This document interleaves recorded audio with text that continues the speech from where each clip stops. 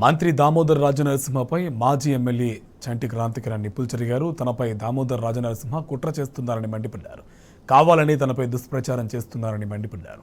దళిత బంధు ఘటనపై విచారణకు తాను సిద్ధమని, మరి మంత్రి దామోదర్ రాజనరసింహ సిద్ధమా అని ఆయన సవాల్ విసిరారు.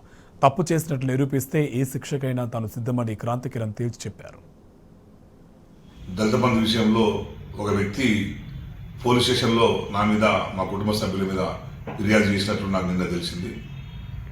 దీనికి సంబంధించి నేను కూడా పోలీసులతో మాట్లాడినాను. ఈ విషయంలో నిజాలని నిగ్గు తేల్చాల్సిన అవసరం ఉన్నది అని చెప్పి కూడా పోలీసు అధికారులకు చెప్పడం జరిగింది. దళిత బంధు విషయంలో నాకే ప్రత్యక్షంగా 6 లక్షలు ఇచ్చినట్టు భూమయ్య అనే వ్యక్తి చెప్తున్నాడు కనుక నేను ఈ విషయంలో విచారణ ఎదుర్కోవడానికి సిద్ధంగా ఉన్నాను. దీంట్లో నేను కనుక డబ్బులు తీసుకుని ఉంటే లై డిటెక్టర్ పరీక్షలు నిర్వహించాలని చెప్పి నేను పోలీసు అధికారులను కోరుతున్నాను. నాకే కాదు, ఎవరైతే నా మీద ఆరోపణ చేసిండో ఈ సమాజం ముందు ఉంటుందని చెప్పి నేను ఆశిస్తున్నాను. ఇది పూర్తిగా రాజకీయ కుట్ర.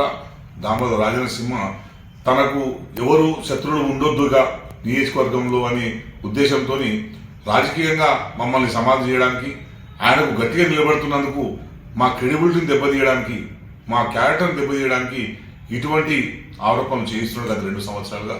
నేను దామోదర్ రాజనరసింహను కూడా డిమాండ్ చేస్తున్నా, దీని వెనకాల, ఈ కుట్ర వెనకాల తతంగా నడిపిస్తున్న నువ్వే కనుక నువ్వు కూడా లై డిటెక్టర్ పరీక్షలకు సిద్ధం కావాలి. నేను కనుక ఇక్కడ దోషినని తేలితే నాకు మా ఊళ్ళో 4 ఎకరాల పొలం ఉంది, భూమి ఉన్నది. ఆ భూమిని ఆ భూమి పేరు మీద రాస్తా. లేదు, నేను దోషిని కాదని తేలితే నువ్వు నీ మంత్రి పదవికి రాజీనామా చేయాలని చెప్పి నేను డిమాండ్ చేస్తున్నాను.